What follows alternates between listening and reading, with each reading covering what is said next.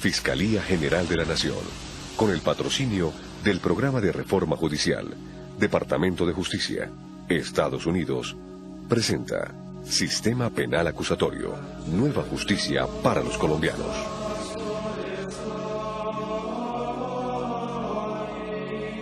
La Nación tiene un nuevo sistema de hacer justicia, el cual asegura juicios penales públicos, más transparentes, ágiles y efectivos. Este nuevo sistema penal acusatorio está basado en el método de oralidad.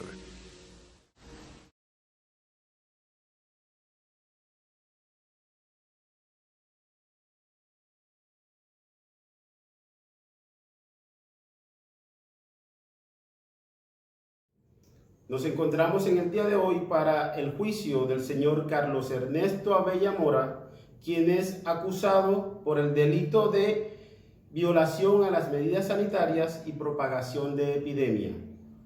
Se pueden sentar.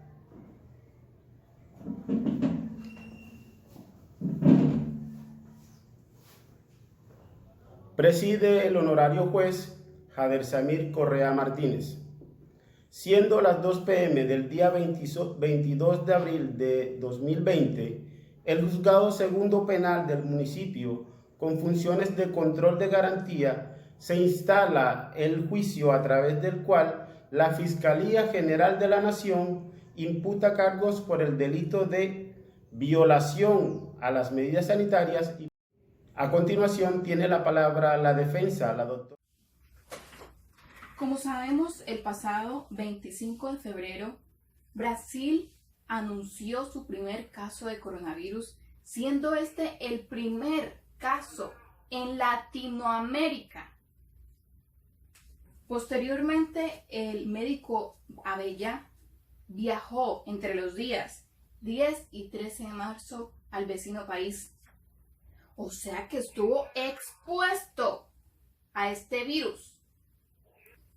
Luego, el médico Abella se reincorporó laboralmente, señor juez, sin ningún tipo de aislamiento preventivo en su casa, compartiendo hasta su cumpleaños con sus compañeros, compartiendo como si nada hubiese pasado. Siguió con sus actividades y turnos normales. Es un hecho inaudito, señor juez. Ahora les mostraré una serie de evidencias en las que se corrobora que el médico Abella incumplió todos los protocolos de seguridad.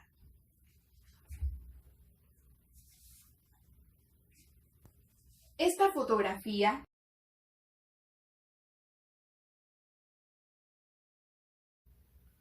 son sacadas de las cámaras que se encuentran en el policlínico. Aquí se puede ver que el médico Abella siguió con sus actividades laborales, paseándose como si nada por toda la clínica, incluso hasta en la cafetería.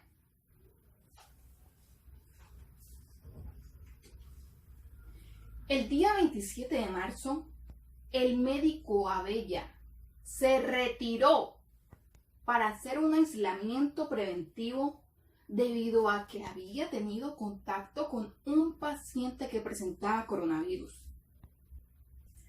El 1 de abril se recibió la prueba que daba positivo al caso de coronavirus emitido por la Secretaría de Salud, en donde dice que es positivo para coronavirus. Teniendo en cuenta esta serie de pruebas, está claro que el señor Abella incumplió no solamente con los requerimientos de seguridad que impartió el policlínico, sino también la Organización Mundial de la Salud y el gobierno para la prevención de la propagación de este virus, poniendo en riesgo la salud de los profesionales que trabajan en esta institución y además poniendo en riesgo la salud de la comunidad. ¡Culpable, señor juez! Ahora le haré una serie de preguntas al director del hospital. Señor,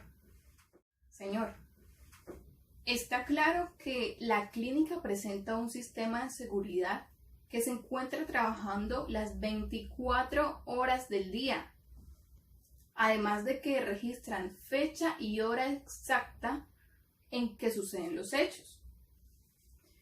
¿Nos podría decir, por favor, si después del día 13 de marzo el médico Abella se presentó en la clínica?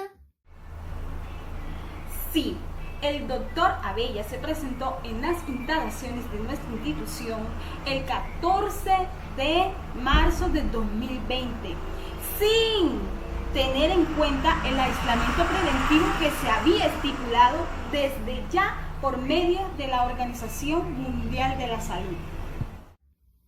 De ser así, ¿por cuánto tiempo más siguió laborando? Abogada, el doctor Abella laboró desde el 14 de marzo hasta el 27 de marzo de 2020, cuando nos dimos cuenta de que eminentemente estaba contagiado. ¿El médico siguió los protocolos de seguridad para evitar la propagación del virus? Doctora Alandete, por supuesto que el médico Abella no siguió los protocolos para evitar la propagación de este virus. Las cámaras de seguridad nos dejan claro los sitios y los espacios que fueron frecuentados por el médico, donde mantuvo contacto con varios funcionarios. Precisamente el día que se reiteró, aparece en el cuarto de estar a las 7:10 de la noche sin guardar distancia, con 2 personas que se encontraban allí.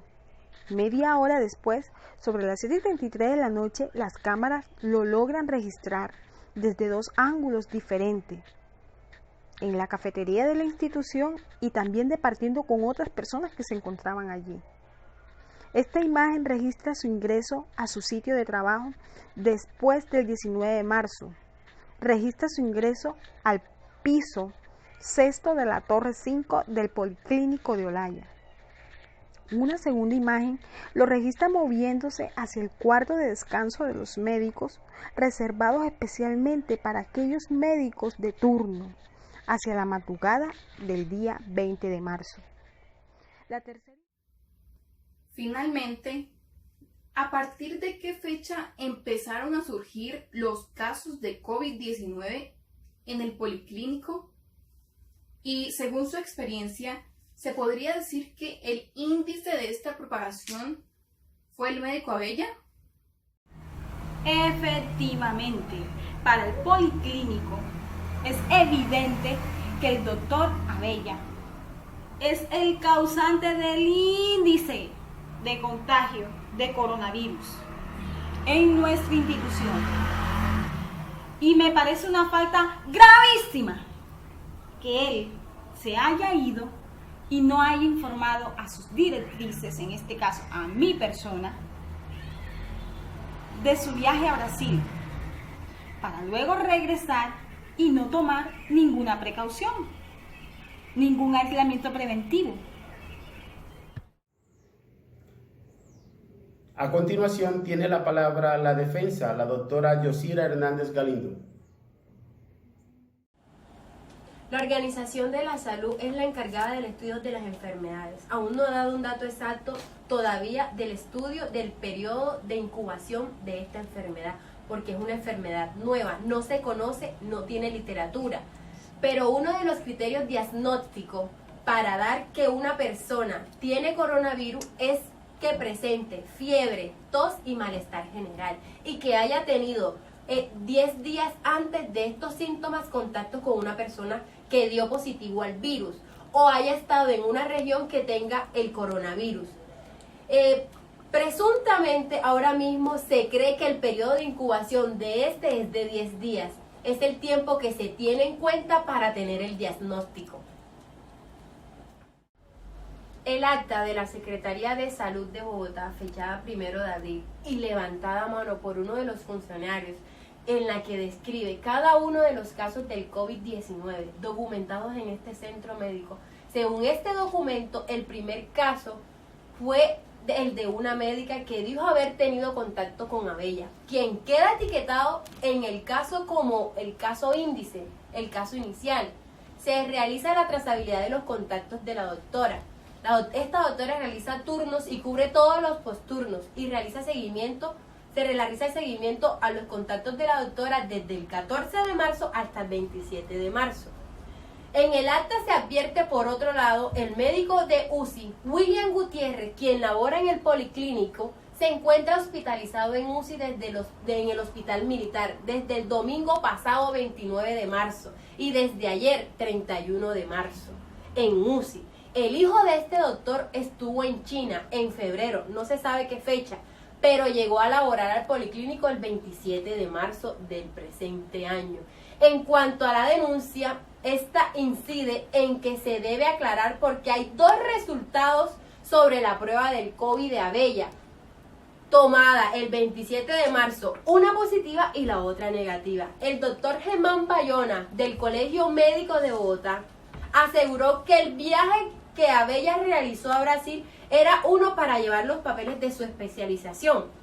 El doctor Germán saca un comunicado diciendo que rechaza de que quieran culpar a los médicos frente al foco de esta institución, en especial el doctor Gutiérrez. El doctor Gutiérrez, que atendió pacientes con neumonía típica, atendidos por él. El doctor William desarrolla los síntomas en la semana 3 y 4 de marzo, con fiebre y deterioro respiratorio. Estos 15 días en UCI, donde fallece, y hasta hace pocos días que fallece es que entregan los resultados positivos. Cuando este arribó a Colombia, no existían protocolos de prevención. No estaban obligados a reportar que había llegado de viaje, ni tampoco a confinarse. El 27 de marzo se conoce el primer contagio de coronavirus del Policlínico, el cual ordena un protocolo de aislamiento. El 1 de abril, Abella Mora dio positivo al COVID. Al trabajar en un hospital que es referente para atención de pacientes con COVID-19, por la que la probabilidad de contagio, pese a los elementos de bioseguridad, son altas. Cuando se conocen 5 personas contagiadas del COVID-19 en la clínica, esta emite un comunicado indicando que se estaba revisando los contactos de los médicos y llegan a la conclusión de que el contacto se había dado por falta de cumplimiento de los protocolos establecidos por el gobierno nacional para la prevención del COVID-19. Abro comillas. Se puede concluir que el brote inicial fue generado por el contacto social, mas no ejerciendo funciones propias de su actividad. La clínica evade su responsabilidad diciendo, lo sentimos, pero nadie se contagió por culpa de la clínica, ni mucho menos por falta de equipos de bioseguridad o algo por el estilo, más bien por falta de responsabilidad del personal médico.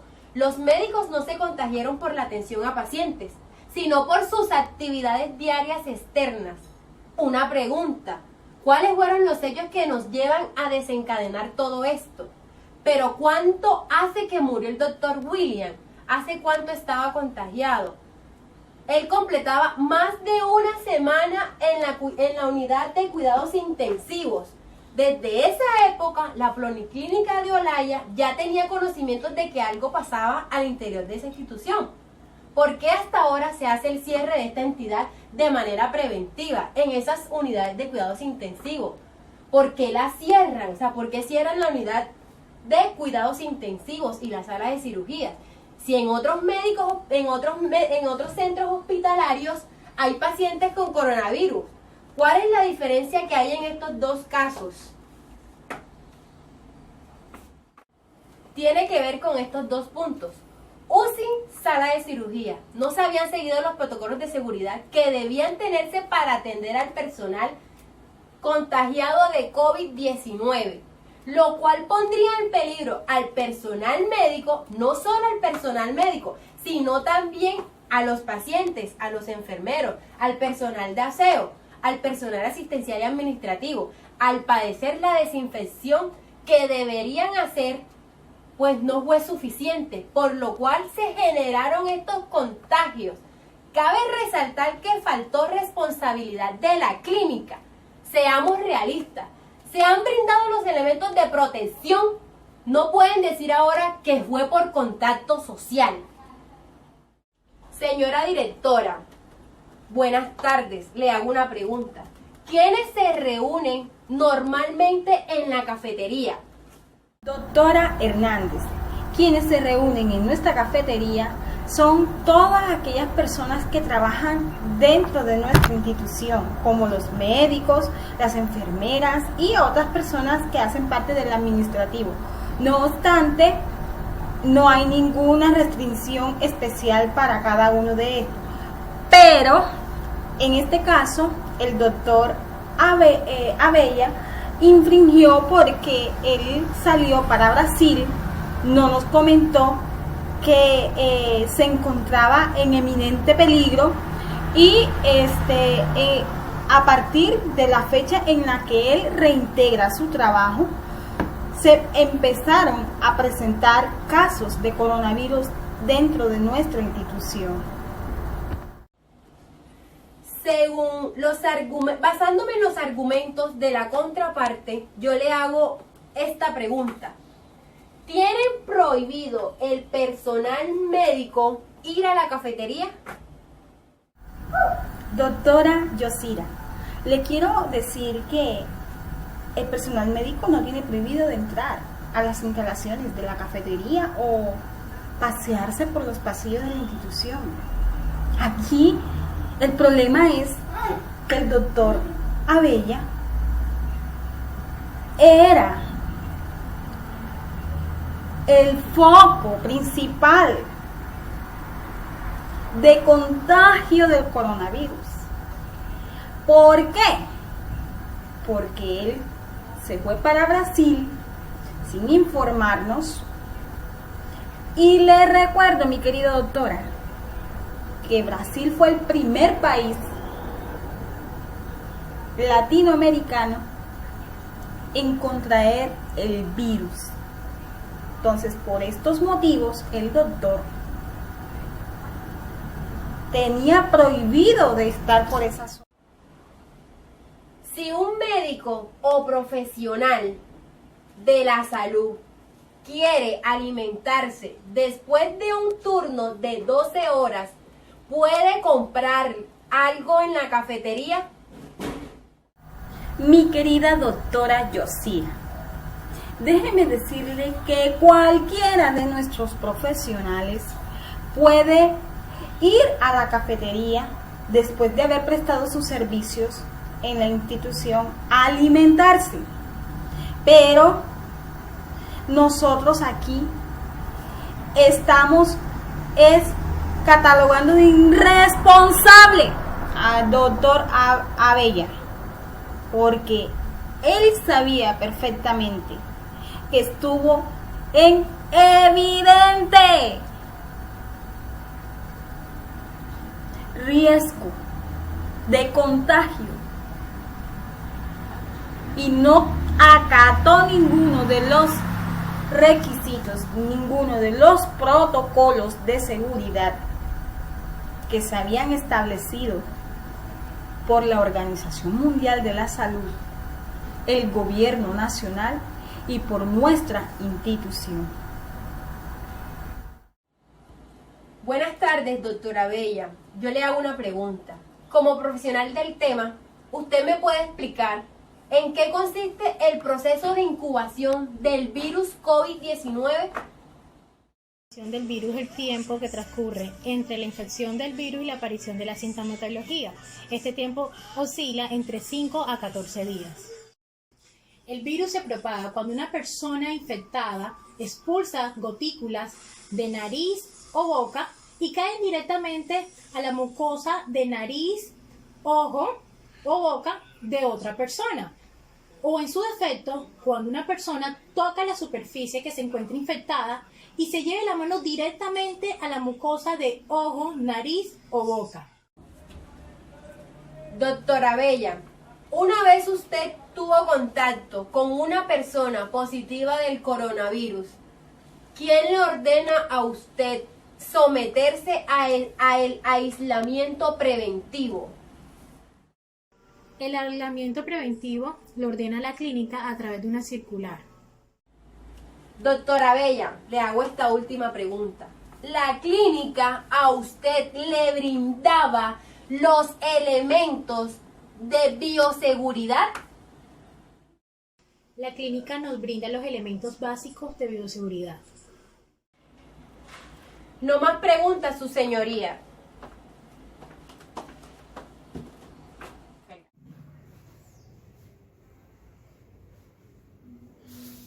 De acuerdo a que se trata de un acto de imputación de cargos, le corresponde al juez, como facultad moderadora, determinar que aquellos cumplan con los criterios de formalidad. Continuará el despacho con esta diligencia, señor Carlos Ernesto Abella Mora. De acuerdo con el relato que acaba de realizar la delegada de la Fiscalía, donde además de señalar las circunstancias de tiempo, modo y lugar, también le está imputado a usted los cargos por el delito de violación de las medidas sanitarias y propagación de epidemia, en calidad de autor consagrada en el artículo 244 del Código Penal, el cual consagra una pena de prisión de 192 a 288 meses y una multa de 18 millones de pesos. Con el agravante del artículo 245, la pena señalada en el artículo anterior se aumentará hasta en una tercera parte y la multa será de 4.000 a 9.000 salarios mínimos legales mensuales vigentes. Además, la delegada de la Fiscalía le ha manifestado que en caso que usted acepte los cargos, obtendría una rebaja de la pena de inicialmente el 50%, consagrada en el artículo 351 del Código de Procedimiento Penal. Pero por tratarse de que la situación que lo trae usted a este juicio es la flagrancia, la misma no le corresponde sino la consagrada en el parágrafo del artículo 301 del código ya mencionado anteriormente, que estipula que sería de una cuarta parte, es decir, del 12.5, de acuerdo con lo señalado por la Corte Suprema de Justicia. Así, establecido con que se cumplen con cada uno de los criterios de formalidad y conformidad con lo establecido en los artículos 286,